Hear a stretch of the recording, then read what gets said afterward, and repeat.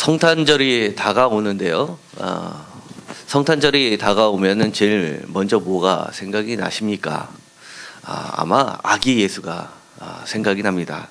오늘의 제목은 베들레헴에 꼽힌 희망 아기 예수라는 제목으로 말씀을 전할 텐데요. 우리들이 아기 예수님을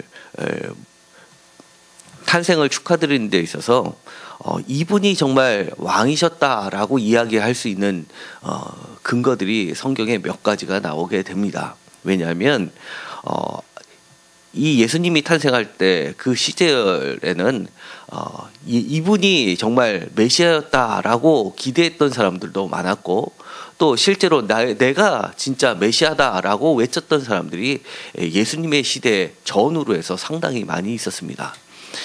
자신이 메시아라고 외치면서 심지어는 요단강을 건너기 전에 우리가 성경에서 보면 오병이어의 기적처럼 유대 강야에서 사람들을 모으고 이제 내가 저 예루살렘으로 들어갈 텐데 모세가 하나님께서 함께 하셨던 것처럼, 그리고 여호수아가 하나님이 함께 하셨던 것처럼 저 요단강이 갈라지고 내가 갈 것이다 라고 하면서 외쳐서 많은 무리들이 모였던 역사적 신뢰도 실제로 있습니다. 그러니까 이 성경에 기록되어 있는 많은 부분들이 그저 우리가 지어낸 이야기, 상상 속에 있었던 이야기가 아니라 역사적 사실들을 그대로 반영하고 있는 구절구절이 매우 많습니다. 오늘 있었던 말씀 중에서 이 베들레헴이라는 단어가 매우 중요합니다. 왜냐하면 예수님께서 베들레헴에서 태어나셨다는 그것이 바로 예수께서 그리스도다라는 부분을 증명하는 아주 중요한 단서가 되었기 때문에 그렇습니다.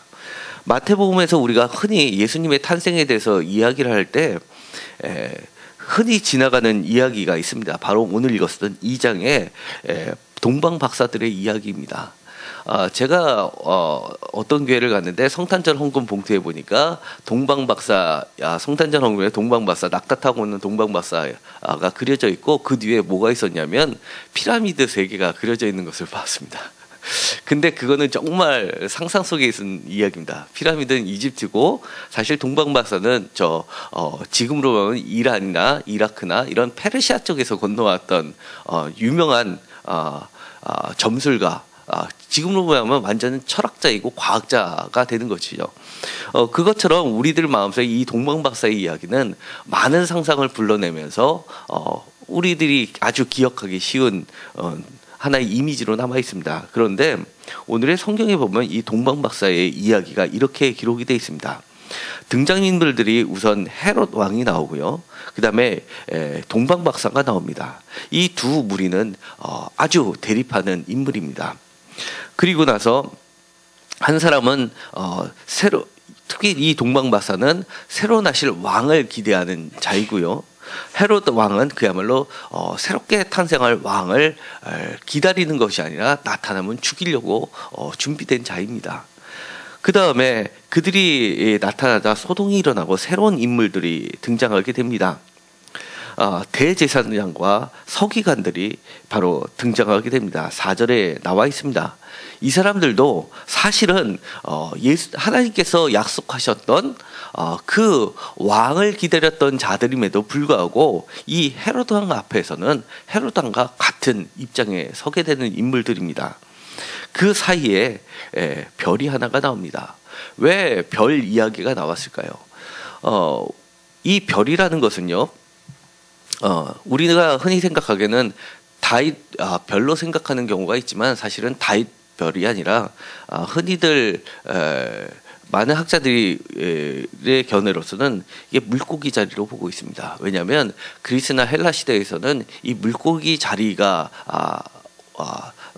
오는 그 때를 혁명의 시대로 봤습니다. 그리고 공교롭게도 예수님을 믿는 사람들, 그리스도인이 예수님을 믿는 그리스도인이라는 표시를 물고기로 표시를 했습니다. 그리고 또 오병이어의 기적에서도 바로 물고기 자리가 나오게 됩니다. 이 물고기는 그만큼 혁명을 상징하는 것입니다. 또 한 가지는 오병이어의 기적에서 마태, 마가, 누가, 요한복음에서 다 오병이어의 기적 이야기가 있지만 요한복음에만 특별히 언급되고 있는 것이 있습니다. 바로 보리떡이라는 겁니다. 이 보리떡도 바로 혁명을 상징하는 겁니다. 사사기에 보면 기드온의 이야기가 나오는데 거기서도 바로 꿈을 꾼 자가 이렇게 얘기합니다. 보리떡 이야기를 하게 됩니다. 그러면서 모든 미디안 족속들을 멸하는 것을 보게 되는데 바로 이 보리떡이라는 그 자체도 혁명을 상징하는 겁니다. 그런 가운데에서 중심이 되는 지역이 바로 베들레헴이라는 것입니다. 왜 하필이면 베들레헴이라는 것이 이 예수님의 탄생지로 선정이 될 수밖에 없었을까요? 왜 우리는 나사렛 예수라고 부르는데 나사렛에서 태어났으면 더 좋았을 텐데 왜 하필이면 나사렛은 저 북쪽인데 저 남쪽에 있는 베들레헴이라는 곳을 마태복음은 굳이 이야기를 할까요? 여기 보면 한 가지 힌트가 나와 있습니다. 깜짝 놀란 헤롯이 대제사장들과 서기관들을 모아서 그리스도가 어디서 나겠느냐 물으니까 이렇게 이야기합니다. 선지자로 이렇게 기록된 바 6절에 보면 또 유대 땅 베들레헴아 너는 유대 고을 중에서 가장 작지 아니하도다. 내게서 한 다스린 자가 나와서 내 백성 이스라엘의 목자가 되리라 하였음이니이다. 이렇게 이야기합니다. 여기서 베들레헴이라고 지칭하는 것이 바로 미가서에 기록되어 있는 말씀입니다. 미가서는요, 하나의 우리가 보면 조선시대 때 정조전의 이야기가 많이 회자됩니다. 그것처럼 미가서는 그렇게 비밀 묵시록처럼 전해 내려온 고서입니다. 예언서인데요. 그러면서 새로운 시대를 꿈꿀 수 있게 했었던 아주 선지서 중에 중요한 선지서가 됩니다. 미가서를 잠깐 보도록 하시겠습니다. 미가서 1장 1절에 이렇게 되어 있습니다. 유다의 왕들 요담과 아하스와 히스기야 시대에 라고 되어 있습니다. 이 미가가 활동하던 시대는요, 요담, 아하스, 히스기야 3대에 걸쳐서 활동하던 사람이었습니다. 이와 비슷한 활동의 시기가 있습니다. 대표적으로 이사야 선지자입니다. 이사야 선지자도 이와 비슷한 시기였고요. 또 한 가지는 호세아입니다. 호세아도 비슷한 시기입니다. 그런데 이사야 선지자는 그야말로 왕궁에서 활동하던 선지자였고 미가 선지자는 이렇게 소개를 하고 있습니다. 모레셋 사람 미가에 임한 여호와의 말씀 이렇게 되어 있습니다. 이 모레셋이라는 것은 농촌입니다. 그러니까 이사야는 궁정에서 활동했던 유식하고 힘있고 그리고 똑똑하고 그 다음에 권력층을 대변하는 선지자였다고 한다면 바로 이 미가는 정말 낮고 낮고 천한 사람들을 대변하는 그런 사람들의 입장에서 하나님의 사자로 불렸던 자입니다. 그렇기 때문에 이 미가서는 마치 이사야서를 대칭할 수 있는 쌍벽이라고 할 수 있는 아주 작지만 중요한 예언서입니다.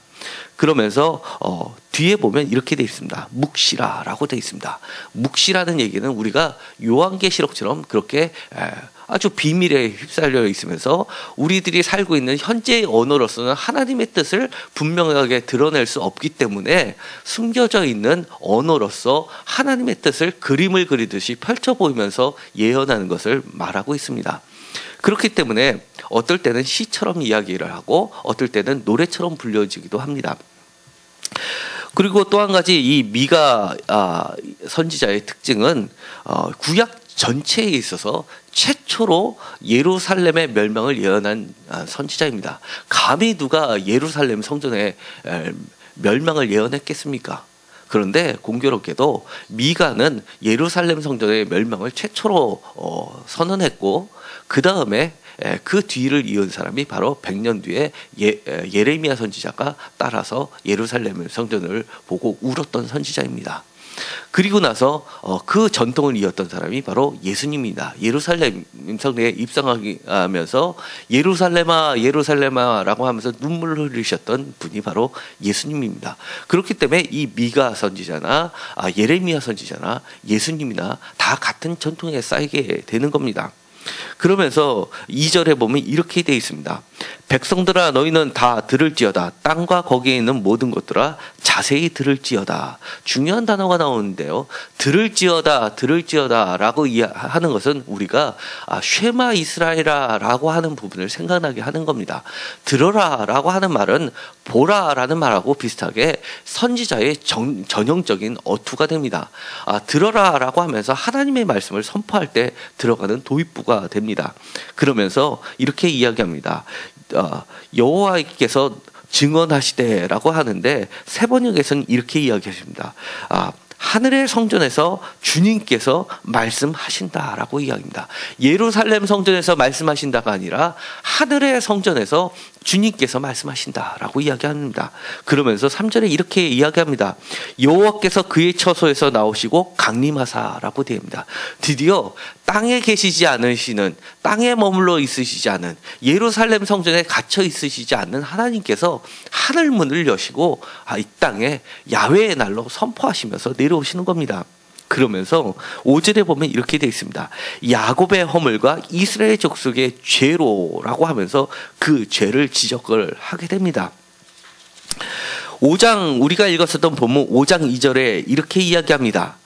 이스라엘의 죄와 이스라엘의 허물을 이야기하면서 다시 한번 야훼께서 임하셔서 새로운 이스라엘을 선언하실 때 하필이면은 5장 2절에 보면 가장 작은 고을 베들레헴을 지적하고 계십니다. 베들레헴 에브라다야 너는 유다 족속 중에 작을지라도, 그러니까 베들레헴 중에서도 에브라다라는 더 작은 마을이라는 겁니다. 아마 에브라다는 지금은 명확하게 어디가 에브라다인지는 밝혀지지 않은 추정된 지역일 뿐이지만 어쨌든 간에 그런 에브라다라는 것은 베들레헴 중에서도 더 작은 마을입니다. 그런 곳에 이스라엘을 다스릴 자가 4개로 나올 것이다. 이렇게 되옵니다. 그 근본은 상고의 영혼에 있느니라. 마치 이것은 상고의 영혼에 있었던 그 분이 드디어 우리 눈에 보이시는 분으로 나타나는 건데, 그 요한복음의 1장에 있는 로고스 창가가 기억나게 합니다. 그런데 그분의 성격을 이렇게 이야기합니다. 5장 4절에 보면 이렇게 되어 있습니다. 그가 여호와의 능력과 그의 하나님 여호와의 이름의 위엄을 의지하고 서서 목축하니 그들이 거주할 것이라. 이제 그가 창대하여 땅끝같이 비치리라. 목자의 모습으로 나타나신다는 겁니다. 그리고 그분은 5절에 보면 평강이 될 것이다. 평강의 모습으로 나타나시는데 그분을 바로 평강의 왕으로 그려내고 있습니다. 그러니까 그 야훼께서 이 땅에 임하실 때, 야훼의 날 때 오시는 그 야훼는 평강의 왕으로 우리를 다스려 주시는 목자의 모습으로 나타나신다고 이야기합니다. 왜냐하면 이 미가라는 선지자는 저 왕궁에서 살던 사람이 아니라 저 시골에 자그마한 양떼들을 끌면서 목동의 모습으로 생활했던 사람이었고, 그렇기 때문에 그가 그려지는 하나님의 상은 저 왕궁에서 왕처럼 다스리는 왕의 모습이 아니라 우리들과 함께 풀을 먹이고 쉴만한 물가를 인도하시는 목자 야훼의 모습을 가지고 있었던 겁니다. 그런데 왜 하필이면 베들레헴일까요? 베들레헴이라는 것은 그들에게 목동들에게 어떤 의미를 갖고 있었을까요? 1장부터 이렇게 이야기합니다. 야곱의 죄와 이스라엘의 죄를 지적을 하면서 이렇게 이야기합니다. 누군가가 이렇게 하나님께 반론을 제기합니다. 야곱의 허물이 무엇입니까? 라고 묻습니다. 그러자 사마리아가 아니냐, 유다의 산당이 무엇이냐, 예루살렘이 아니냐라고 1장 5절에서 답변을 하십니다. 그뿐만이 아닙니다. 이렇게 이야기합니다. 2장 1절에 보면 이렇게 되어 있습니다. 다 같이 읽도록 하겠습니다. 2장 2절을 읽도록 하겠습니다.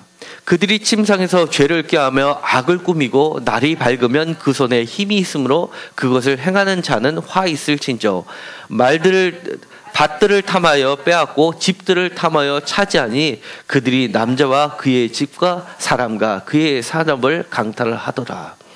이제는 그 죄를 구체적으로 언급을 합니다. 침상에서 자면서 잠을 자는 것이 아니라 오늘은 어떤 죄를 짓지라고 죄를 꾸미는 겁니다. 우리가 기본적으로 하나님을 믿는 사람들은 어떻게 배워왔습니까? 주일학교 때부터 잠을 자기 전에 오늘이 지었던 죄를 기억하고 하나님께 회개하고 그 다음에 말씀을 하고 큐티를 하고 이런 것들을 교육을 받았는데, 이 사람들은 하나님을 잘 안다는 사람들이 자기 전에 자신의 죄를 돌아보는 것이 아니라 내일은 어떤 사람의 밭을 뺐을까? 어떤 집이 좋았을까? 어떻게 하면 저 사람들을 내보내고 내 것으로 삼을까? 이렇게 침상에서도 하루를 마치면서도 그렇게 한다는 겁니다. 그리고요, 8절에 보면 이렇게 되어 있습니다. 근래 내 백성이 원수같이 일어나서 전쟁을 피하여 평안히 지나가는 자들의 의복에서 겉옷을 벗기며 내 백성의 부녀들을 그들의 즐거운 집에서 쫓아내고 그들의 어린 자녀에게 나의 영광을 영원히 빼앗는도다 라고 합니다. 백성, 그러니까 형제가 원수가 돼서 원수들도 안 하던 짓들을 하기 시작한다는 겁니다. 원수같이 일어나서 전쟁을 피하고 평안히 지내는 자들을 다가가서는 의복을 뺏고 겉옷을 벗기고 백성의 부녀들을 그들의 즐거운 집에서 쫓아내고 어린 자들을 빼앗고, 그러면서 나의 영광, 하나님의 영광을 빼앗기 시작한다는 겁니다. 그런 자들은요, 위나 아래나 차이가 없습니다.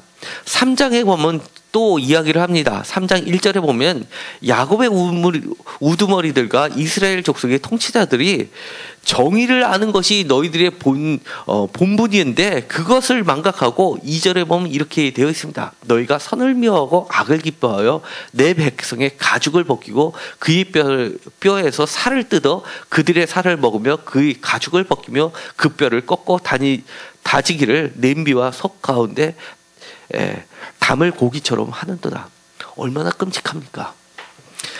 이 사람들의 백성들의 가죽을 벗기고 그 뼈에서 살을 뜯어서 그들의 살을 먹으면서 그 가죽을 벗기며 그 뼈를 꺾어서 다지기를 우리가 먹는 마치 감자탕을 먹는 거에 들어가는 것처럼 그렇게 만든다는 겁니다.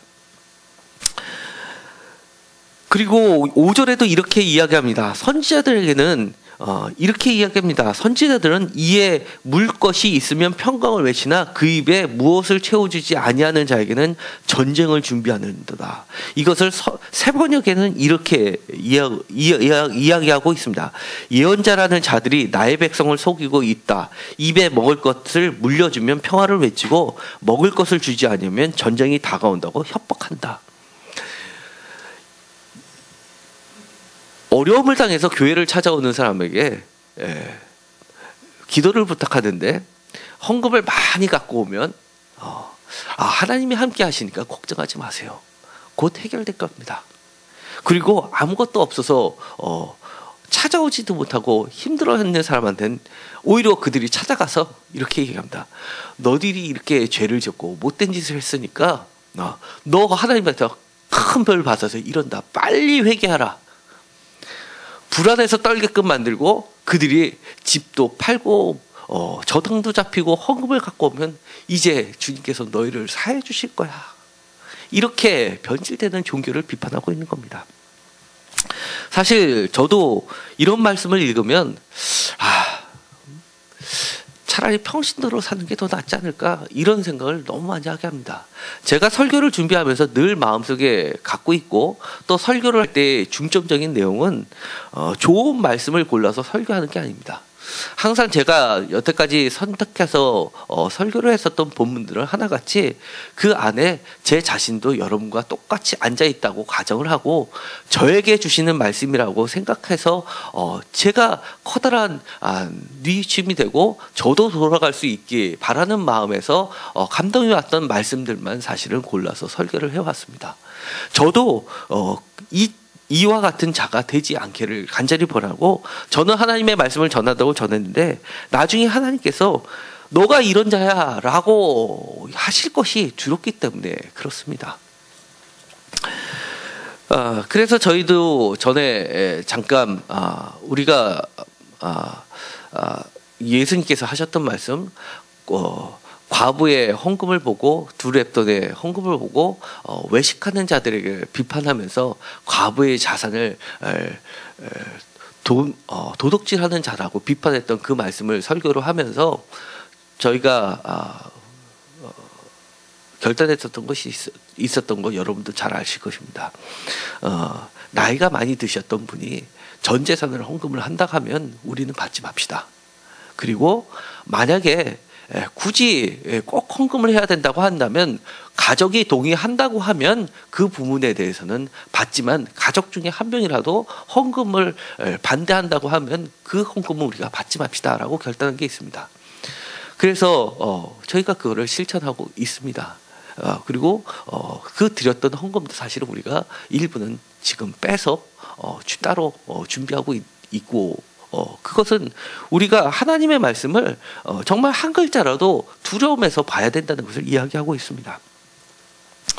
그뿐만이 아닙니다. 이렇게 더 강도가 높아지고 있습니다.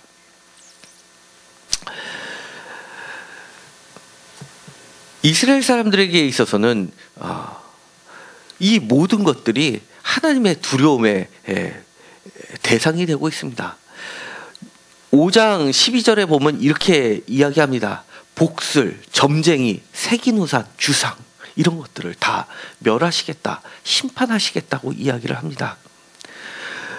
그렇게 될 때에는 하나님께서는 우리에게 귀한 구원의 불씨를 남겨주실 겁니다. 그리고 나서 미가서에서는 또 이야기합니다. 가증한 에바가 너희들에게 있지 않냐라고 이야기하십니다. 이 가증한 에바라는 건 뭘까요? 무게가 다른 저우추를 갖고 있는 겁니다. 에바라는 것은 곡식을 재는 단위입니다.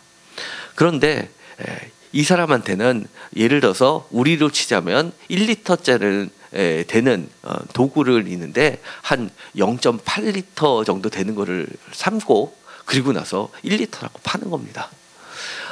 이런 게 어디 있냐고요? 사실 많이 있습니다. 세금을 정확하게 신고하지 않는 것도 사실은 그거에 해당하는 거라고 할 수가 있습니다. 그리고 좋은 말로 하면서 어떤 사업을 하거나 어떤 직장에서도 마찬가지 일을 할 때 상대방 거래처에게 솔직하게 이야기를 하지 않고 설득하기 위해서 진실을 가리고 이야기하는 것들이 있습니다. 내가 이 프로젝트를 만들기 위해서 어쩔 수 없이 해야 되는 것들이 있지만 사실은 그것도 어떻게 보면 가증한 에바에 속하는 겁니다. 이런 것들은요 사실은 위와 아래나 다 다를 바가 없습니다. 음식을 만들면서 원산지를 속이는 것도 해당할 수 있고요.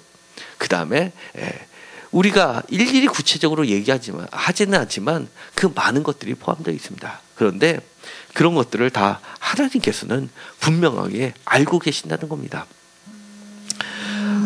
그렇지만 이것이 끝이 아닙니다. 바로 이렇게 벌어지는 것들이 다 어디서 벌어졌냐면 유다에서 사마리아에서 벌어졌다는 겁니다. 그리고 그것이 바로 베들레헴에서 벌어진 이야기라는 겁니다. 베들레헴에서 정말 가족이 내몰리고 빼앗기고 했던 사람들이 살던 지역에 정말 아무 힘이 없었던 사람들이 사는 마을, 그것이 베들레헴의 에브라다야라는 지역이라는 겁니다. 마치 이것을 다른 말로 표현하면 베들레헴은 원래 글자 그대로 하면 베이트에서 집, 레헴에서 떡의 집에서 그것이 나중에 발전돼서 예수님이 만나로서의 모습을 가지고 있는 거라고 얘기를 하지만 사실은 우리가 이해하기 쉬운 말로 표현하면 오늘의 미가서에 보면 그렇게 떡집, 풍요로운 집이 아니라 쓰레기 더미라고 할 수가 있습니다. 모든 것이 빼앗기고 모든 어기 난무하고 그렇게 빼앗고 헛뜯고 그 다음에 전쟁을 준비하는데 내 동족이 그야말로 원수같이 일어나는데 그것을 막을 아무 힘이 없는 사람들이 사는 마을이 바로 쓰레기 더미에서 종이 한 장을 집어서 그것을 팔아서 생계를 유지했던 사람들이 모여 사는 것과 같은 마을이 베들레헴 에브라다라는 곳입니다. 그곳에 예수님이 찾아오십니다. 그러면서 4장에 보면 이렇게 이야기합니다. 끝날에라고 합니다. 끝날이라는 건 야훼의 날입니다. 여호와의 전에 산이 산의 꼭대기에 굳게 서며라고 합니다.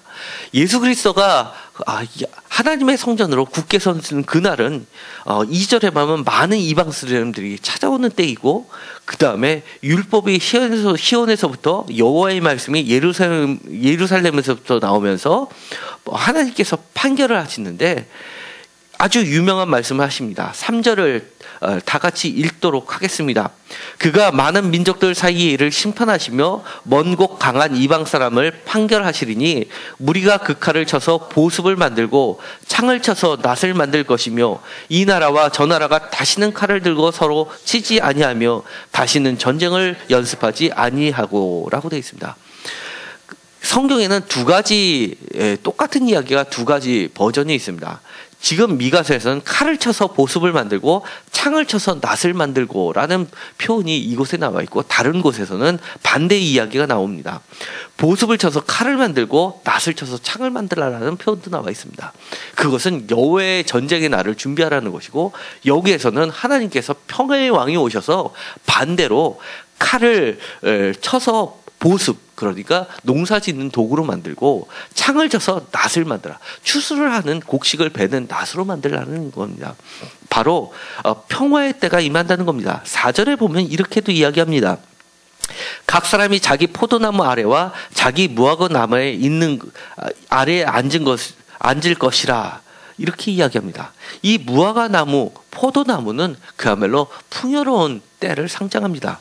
이 무화과 나무라는 표현은 그래서 이스라엘 사람들에게서 마지막 때를 산정하는 아주 중요한 단어로 사용되었습니다. 요한복음에 보면요, 1장에 보면 그와 비슷한 이야기가 나옵니다. 요한복음 1장에 나다나엘을 부르시는 모습이 나옵니다. 요한복음 1장 50절에 이렇게 되어 있습니다. 예수께서 대답하여 이르시되 내가 너를 무화과 나무 아래에서 보았다 함으로 믿느냐? 이보다 더 큰 일을 보리라 라는 말씀을 하십니다. 혹자들은 이 무화과 나무에서 보는 것이 랍비들의 모습이었다라고 이야기를 하지만, 성경은 정확하게 미가서에서 이렇게 얘기합니다. 무화과 나무 아래에 앉을 것이다 라는 표현은 마지막 때를 이야기하고, 이 요한복음은 이 미가서의 말씀을 끌어와서 예수님께서 이 세상에 빛으로 오시는 그때가 바로 이 야훼의 날이라는 걸 이야기하고 있습니다. 그만큼 공관복음서에서는 예수님께서 나신 것을, 특히 마태복음에서는 야훼의 날을 선포하는 것으로서 이 미가서 베들레헴을 이용을 했고, 요한복음에서는 또 미가서의 말씀을 가지고 야훼의 날을 선포하고 있는 겁니다. 예수님께서 아기 예수로 오셨습니다. 그것도 베들레헴에서 오셨습니다. 우리는 베들레헴에서 어떤 존재입니까? 하나님께서 심판의 대상이 되는 다른 사람들을 헐뜯고 빼앗는 자입니까? 아니면 이렇게 빼앗겼지만 하나님의 평화를 강구하던 사람입니까? 사실은 우리 가운데 두 개의 모습이 다 공존하고 있습니다. 어떨 때는 제가 하나님의 진노 아래에 머무는 자의 모습일 때도 있고, 어떨 때는 우리를 구원하시기 위해서 찾아오실 그런 핍박받는 자의 입장에 서 있습니다. 예수님께서 베들레헴에 오시기 전에 우리는 어느 편에 서야 됩니까? 며칠 남지 않았습니다. 다시 한번 우리의 죄를 우리의 침상에서 회개하는 자리로 삼았으면 좋겠습니다. 깨끗하게 치우고 정말 주님께서 우리의 목자가 되셔서 우리의 평화의 왕으로 오시기를 간절히 소망하는 자들이 됐으면 좋겠습니다. 우리의 마음이 정말 쓰레기 더미에서 휴지 한 장을 집으면서 그것에서 생계를 유지하는 사람들의 심정으로 그렇게 우리 자신을 주님이 찾아오시는 자리로 만들었으면 좋겠습니다. 기도하고 마치기로 하겠습니다. 하나님, 야훼의 날을 선포하시고 아기 예수께서 베들레헴이라는 곳으로 찾아오셨습니다. 우리가 우리 자신이 베들레헴이 되게 하셔서 우리의 침상에서 우리의 죄를 회개하게 하시고 주님의 평화의 왕으로 오시기를, 그리고 목자로 오시기를 간절히 소망하는 자들이 되게 하여 주옵소서. 그리하여 주님의 오심을 기뻐하는 자들이 되게 하여 주시옵시고 누가복음에서 초청받는 목자들이 되게 하여 주옵소서. 예수님의 이름으로 기도드렸습니다. 아멘.